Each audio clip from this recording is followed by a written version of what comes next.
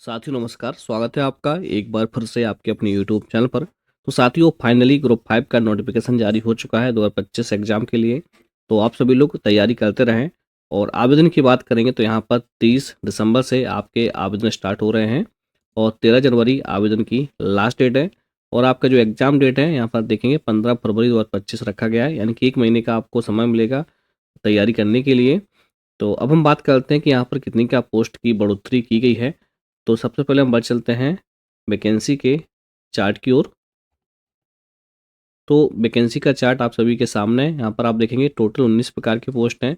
1170 post यहाँ पर निकल कर सामने आई हैं इस बार। और जो पिछला नोटिफिकेशन अपडेट किया गया था वहाँ पर आप देखेंगे ये पिछला वाला है। यहाँ पर 15 तरह की पोस्ट थी और 881 पोस्ट को शामिल किया गया था। नए नोटिफिकेशन में 289 पोस्ट को बढ़ाकर दिया गया है।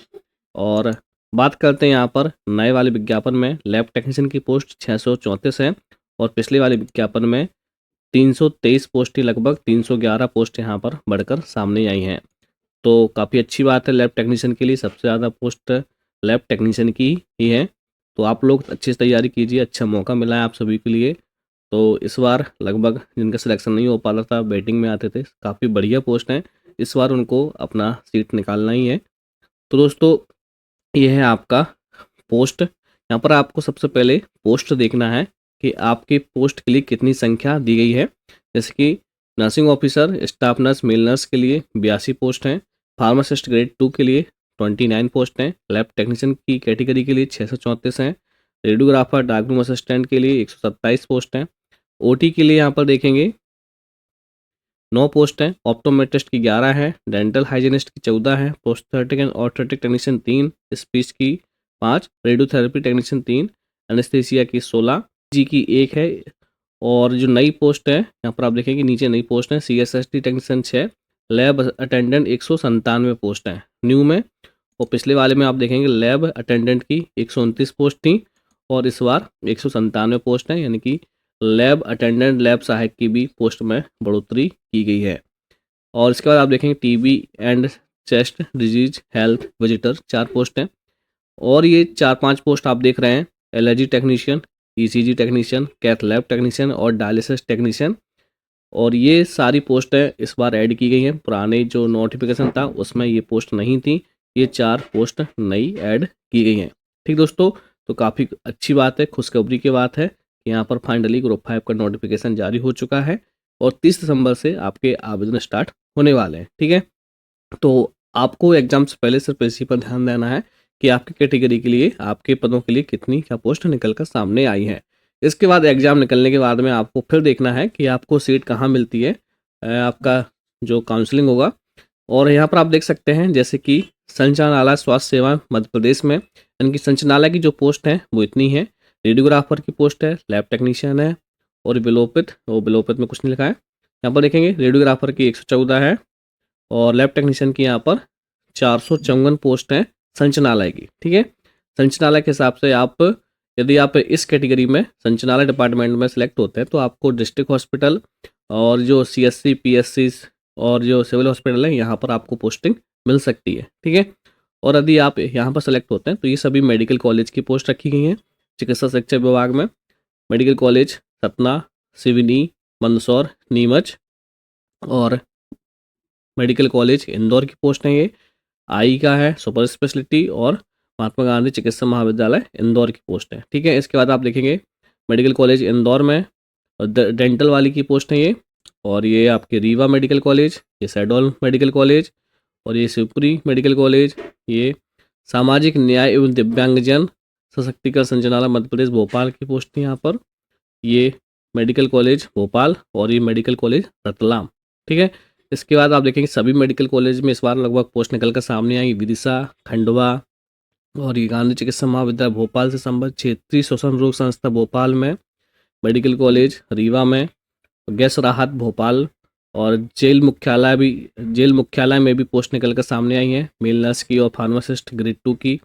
और इसका संचालक कर्मचारी राज्य बीमा सेवाएं इंदौर मध्य प्रदेश, यानी कि इस बार ESIC की भी पोस्ट इसमें ऐड की गई है, यानी कि जो संचालक कर्मचारी राज्य बीमा सेवाएं हैं उसमें भी यहाँ पर पोस्ट हैं pharmacist grade 2 डेसर and staff nurse की। ठीक है, तो टोटल 1170 पोस्ट यहाँ पर निकल कर सामने आई हैं। तो काफ़ी अच्छी बात है, आप सभी लोग आवेदन ज़रूर करेंगे। और अब हम बात करते हैं कि यहाँ पर एग्ज़ाम प्रणाली क्या रखी गई है।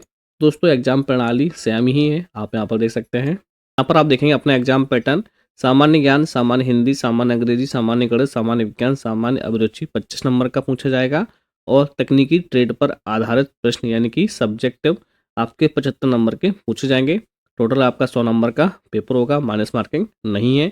नीचे आपको सभी का सिलेबस मिल जाएगा, टॉपिक यहाँ पर दिए गए हैं, आप इन टॉपिक को नोट कर लें और टॉपिक वाइज आप इसकी तैयारी करें, डिटेल में तैयारी करें, डीप तैयारी करें, थ्योरी पर थोड़ा ज़्यादा ध्यान दें तो ज़्यादा अच्छा रहेगा सिलेक्शन के लिए। और अब हम बात करते हैं क्या यहाँ पर अदर राज्यों के अभ्यर्थी आवेदन कर सकते हैं या नहीं, तो चलिए देख लेते हैं। यहाँ पर आप देखेंगे नागरिकता एवं स्थायी निवासी के संबंध में पद पर नियुक्ति के लिए उम्मीदवार भारत का नागरिक हो, नेपाल का नागरिक हो सकता है। दोस्तों यहाँ पर भारत का नागरिक लिखा है, यानी कि आप किसी भी राज्य के हों आवेदन कर सकते हैं। और यहाँ पर आप देखेंगे एक लाइन और लिखी गई है, ऐसे अभ्यर्थी जो मध्य प्रदेश के स्थायी निवासी नहीं हैं, सिर्फ अनारक्षित ओपन के अंतर्गत रिक्त पदों हेतु ही अपना आवेदन प्रस्तुत कर सकते हैं। ऐसे आवेदकों को आरक्षण अथवा आयु सीमा में छूट का कोई भी लाभ नहीं मिलेगा। यानी कि इस लाइन से स्पष्ट होता है कि आप सभी लोग अदर राज्यों के हैं तो आप यहाँ पर आवेदन कर सकते हैं, लेकिन आपको जनरल कैटेगरी से फॉर्म फिल करना होगा और रिजर्व कैटेगरी का किसी भी प्रकार का आपको लाभ नहीं दिया जाएगा। ठीक है दोस्तों, लेकिन ये बात क्लियर हो गई यहाँ से कि आप अदर राज्य के हैं तो आवेदन आप कर सकते हैं। लेकिन और यदि आपके पास में मध्य प्रदेश पैरा मेडिकल का रजिस्ट्रेशन नहीं है तो भी आप आवेदन नहीं कर सकते हैं। तो यहाँ पर आप एक बात और देख लेंगे, क्वालिफिकेशन में हम बढ़ चलते हैं कि क्वालिफिकेशन में क्या लिखा हुआ है। यहाँ पर आप देखेंगे लैब टेक्नीशियन की जो पोस्ट है, तो यहाँ पर आप देखेंगे कि स्पष्ट लिखा रहेगा कि मध्य प्रदेश से चिकित्सकीय परिषद का जीवित पंजीयन होना अनिवार्य है। यानी कि आपके पास में Madhya Pradesh para medical council का रजिस्ट्रेशन होना अनिवार्य है, तभी आप यहाँ पर आवेदन कर सकते हैं।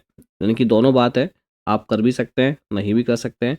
और यदि आपके पास में मध्य प्रदेश पैरा मेडिकल का काउंसिल का रजिस्ट्रेशन है तभी आप आवेदन कर पाएंगे। आप किसी भी राज्य के हों तब भी आप आवेदन नहीं कर सकते हैं।